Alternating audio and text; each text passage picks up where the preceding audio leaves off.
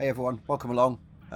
Didn't plan to do a video today or a video in general. Obviously I need to put more content out in theory, but yeah, so we thought we'd put this one together. This was a race I'd done today. Obviously LFM, yes, the good, the bad, the LFM, yeah, all the funny jokes and everything else aside. We saw it was Silverstone. We had a little bit of time, so I thought, what the hell, let's race, let's see if we can get a good result. And we was in split 2, but we were board number 1, obviously going on my elo, so we had a good chance, obviously knowing that I love this track. So yeah, this is the video, the 25 sort of condensed into a shorter video, just really the sort of action parts as I usually do.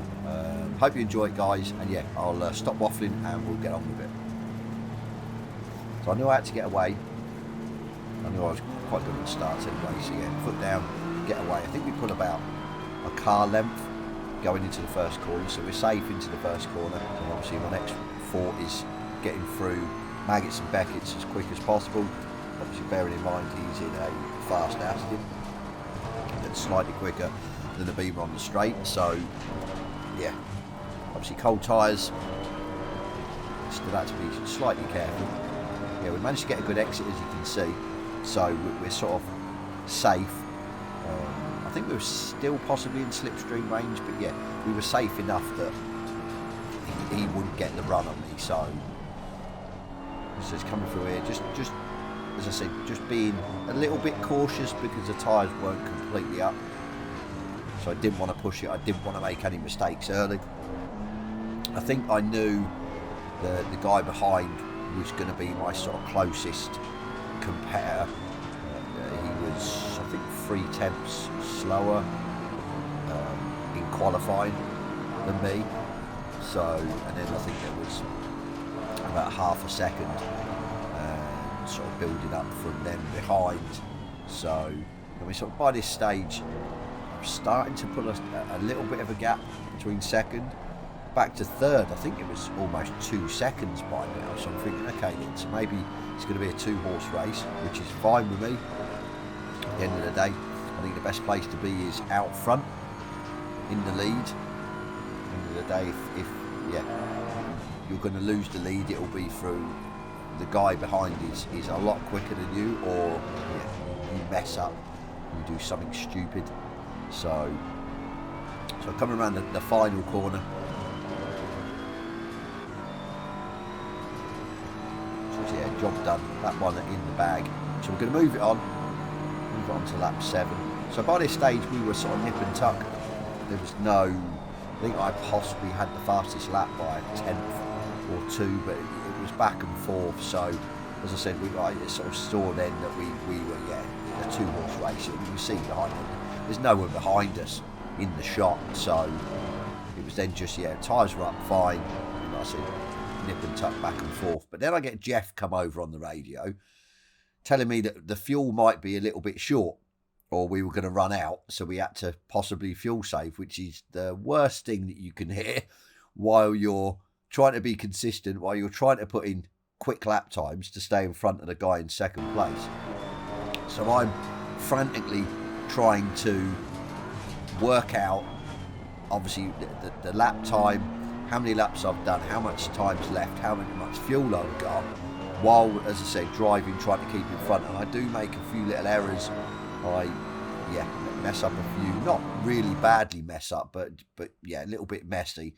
So he sort of starts to catch up with me behind, which, yeah, is never good at the end of the day, putting the pressure on. But as I said, if it was a 30-minute race, obviously half of 30 is 15. You could sort of work out, you get to that 15-minute marker, how many laps you've done, how many laps you've got left worth of fuel. That's how I work it out. So it's a lot easier. But it was 25 minutes, so it's a 12 and a half, and I just couldn't sort of work that out straight away. As you can see, he's definitely a lot closer. I think by this stage he was 0.8 behind. The furthest I got was possibly 1.8 in front of him.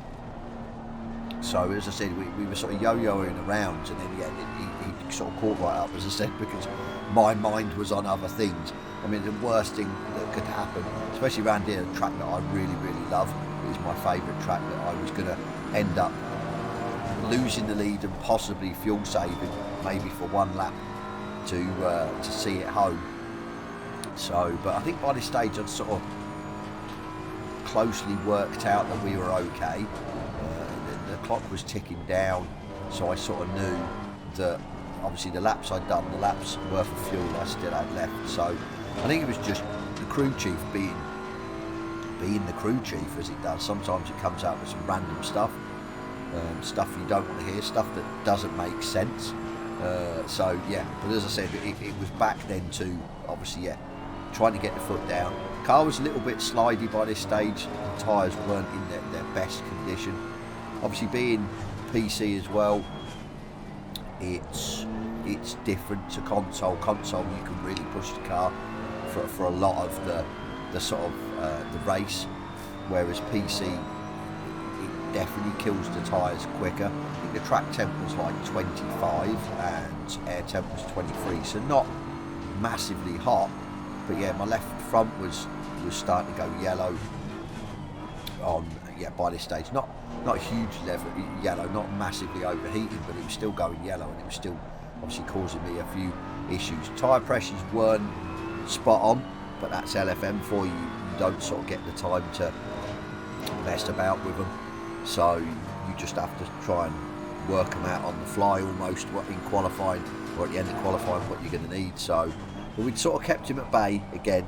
We'd sort of got back into a rhythm, obviously after the little sort of like, yeah, Jeff trying to shit me up so to speak. But yeah, we were, as I said, we were around about a second, so I sort of knew that, yeah, we still were in with a shout. So we'll move it on to lap 12.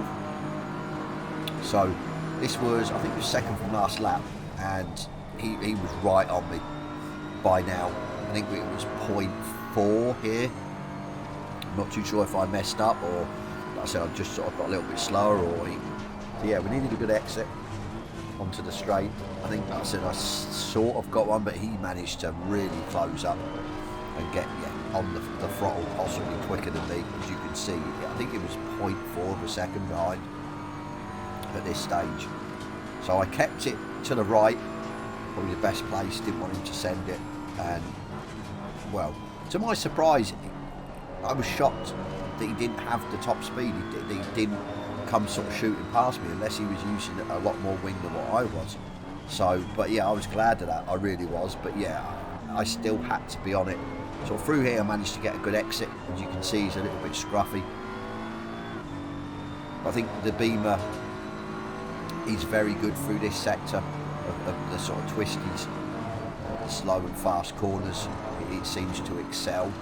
So I'd seen it throughout the race. I'd seen the time sort of creep up from him behind.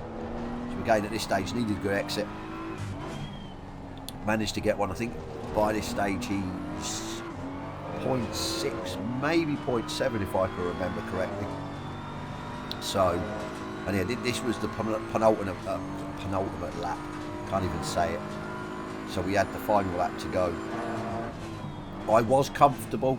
I sort of knew what his pace was. I think he knew obviously what my pace was. I knew that if I kept it clean, there was nowhere to sort of lunge me or get past. So yeah, going on to the final lap now. I'll stop talking. I'll leave you with the final lap. If you like what you see, yeah, if you give me a thumbs up and a subscribe, it would be much appreciated. And as always, guys, I'll catch you on the next one.